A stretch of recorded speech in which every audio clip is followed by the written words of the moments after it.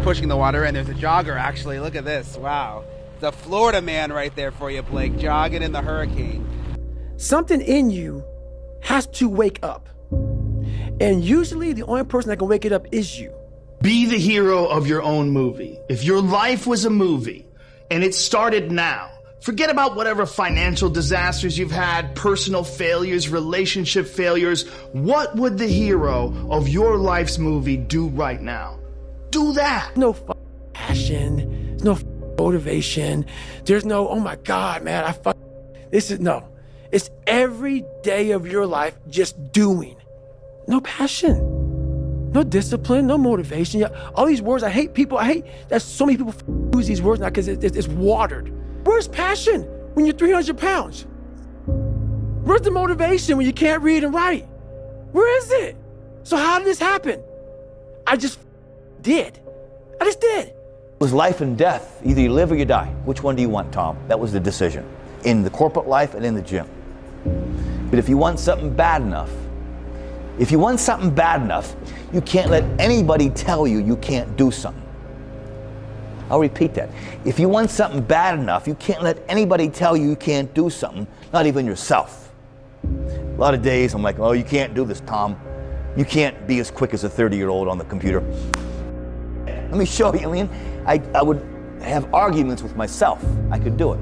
We define ourselves far too often by our past failures. We look at our past and we say, well, that's me. That's not you. You are this person right now. You're the person who's learned from those failures, and you can choose to be the hero of your own movie right now. Write down your goals. Write down things you want to improve. Write down things you won't tolerate from yourself. Write down things that you've done in the past that you never want to see yourself do again, and go forth.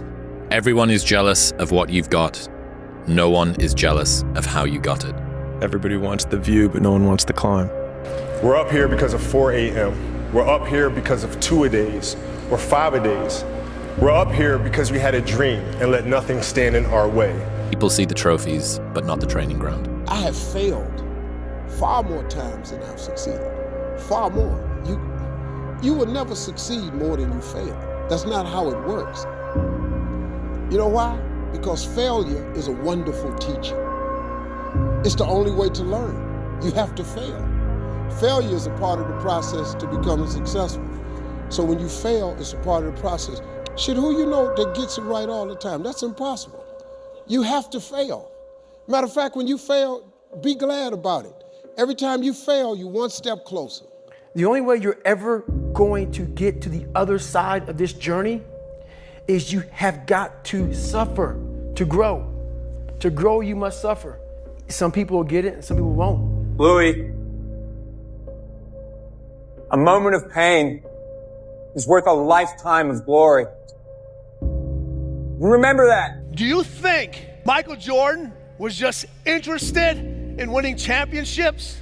You think Kobe Bryant was just interested in basketball? Those individuals are obsessed. Are you interested or are you obsessed? I became obsessed. I became obsessed with being the baddest mother God ever created. Am I that? I don't care. I believe it. And I was trying to tell him, once you become obsessed with something, obsessed, it's okay to be unbalanced for a while. The best at what you do, you have to be unbalanced to find every bit of energy and strength that you have to pull it off. Then you get balanced once you become great. Interested people watch obsessed people change the world. Everything counts. Everything that you do counts. The biggest mistake that people make is they think that only what they want to count counts. No. When you read a book, when you listen to an audio program, when you go to a course, when you go to bed early and get up early and you work, it all counts. And it's all going on the plus side of your ledger.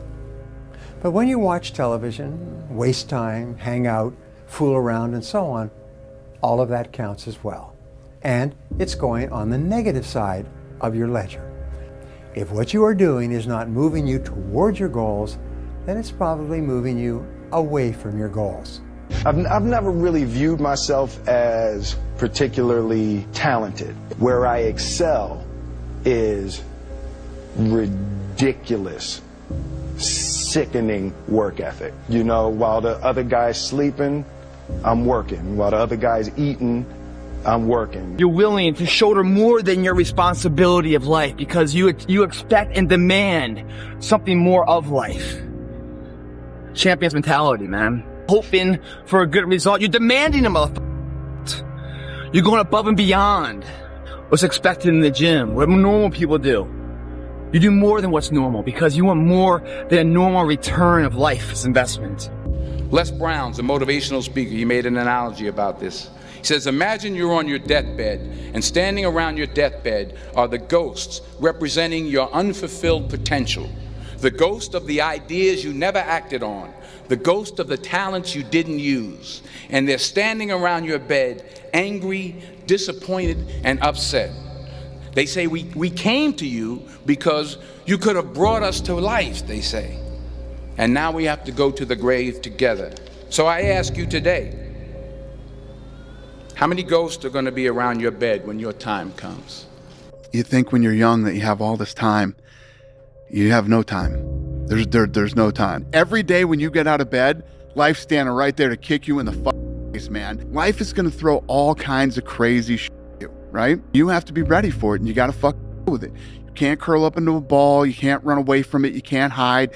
You have to take all this shit head on. Great things happen and really bad things happen, and you got to take it all in stride. And you got to pick yourself up the next day, strap your shoes back on, and get out there and go to war again. And you're going to fail, and you're going to fail, and you're going to fail, and you're going to fail, and then you're going to win. And that's life. Life without those challenges, it's just existence. Don't just exist. Go live. Bro, you gotta stop. You gotta stop with all this I can't catch a break. All the time you're complaining, you could be instead hustling. You could be instead chasing your dream. You could be instead figuring out what you're doing wrong, trying to improve certain aspects of your life, getting your together, reading a book, meditating, something. Nobody cares, you know? At the end of the day, nobody cares. What we're going through, how your body feels, nobody cares. We gotta do our job. And we emphasize that to each other again today. You know, hey, I got your back, you got mine, nobody cares, man, we gotta go. The winners always show up. They're willing to lose in order to gain. Big mental thing there, guys. This body, as great as you are, as sharp as you make the arsenal, it can't do anything if you don't have confidence in yourself. We all fall down in life. The question is, who gets back up? You go after and you give it all you have. If you lose, at least you tried, man. What would have had to have happened in a week for you to look back on that week with pride? Okay, maybe stop breaking promises to yourself. When you say, I'm going to wake up tomorrow at 7 a.m., and when the option comes to hit the snooze button, don't do it. There's one win that you've got for the day. That's action. Then the next day comes and you're back playing again, and you understand that life has this cyclical nature where it's, you know, what you do on Monday, it's fantastic, but then Tuesday is a bad day. But guess what? There's Wednesday. Yeah. So are we just supposed to live our lives like this the whole time? You know, versus just staying like this and understanding that it's really just a journey of evolution every day. It's just constant improvement, constant curiosity, constantly getting better. The results don't really matter. It's the figuring out that matters. Yeah, and we all get obsessed about the results. Yeah. Like we get obsessed about like the output, yeah, not the input, of not figuring it out and not like changing things. What you said, trial and error, like the experimenting. Yeah. We forget to do that. I was not always this strong guy you see. I went through a lot of hard times in my life to get here today. All I wanted to be was an uncommon man. In my whole life, I was not that. Much worse than that. So I came home one day from working at a job called Ecolab where I sprayed for cockroaches. Made $1,000 a month, weighing 300 pounds. And I got home and I watched a show on Discovery Channel of guys carrying boats and logs, Navy SEAL training. And I decided to make a change in my life. And I called the recruiter up and he asked me these questions. You had to meet a certain age, like a certain height and weight limit. I was 6'1" and 300 pounds. He laughed at me. 7 other recruiters laughed at me. One recruiter finally said, "Come on in, I'm too busy to talk to you on the phone." He didn't know how much I weighed. I walked in the recruiter's office and he looked at me and he said, "You're fat and you're black." I said I wanted to be a Navy SEAL. I didn't know there had only been 35 African-American Navy SEALs at that time in over 70 years. He said I basically had to lose 106 pounds in less than 3 months because of my age. I was getting too old. I came back 3 months later, 106 pounds lighter. I'm proud of you. I'm proud of you because I know how hard it is to take care of ourselves. I just had to get a picture of one of the next greats. I'm proud of you, my boy. You're not supposed to have it all together. You're not expected to have it all together. Anybody looks at you at 26, 27, 28 years old and says, "Hey man, what's wrong with you? How come you don't have everything figured out?" They're a fool. Knowledge and experience and wisdom takes time. Wisdom comes from experience, and experience takes time. The more experience you have, the more you learn from that experience, the wiser you can get. If you haven't lived long enough to have a broad enough portfolio of experience, then you can't expect to have knowledge and wisdom. The question is, do we believe we can become it? Without that belief, every journey, how bad do you want it? There's two options. To continue forward, pushing upward. And if you do, that dream is given birth, and forever you will live in the reality of it. If you stop, quit, throw in the towel, I promise you there's no distance you can travel far enough to ever find that dream again. For it is dead. And in its death, it's replaced by regret. Right now, it's your choice. Yeah, nothing changes and nothing changes, man. In order for something to change, there needs to be change. The unfulfilled potential is the story of most people's lives. It is. It is. And it could have been the story of mine. And I tell a lot of people go, "What's your biggest fear in life?" And my biggest fear, honestly, was, let's say this. Let's say, I don't care if you believe in God or not. I don't care. So let's just play a game with me. Let's say you're God. And we have a big long line of people. And I made it to heaven. I'm 75 years old. I'm 300 pounds. I made it to heaven. I worked for Ecolab my entire life, spraying for cockroaches. That's what I did. But I'm dead. I'm in heaven now. And you're judging us all now. So we're in line. We're all sitting there in line. You have Adam Brown.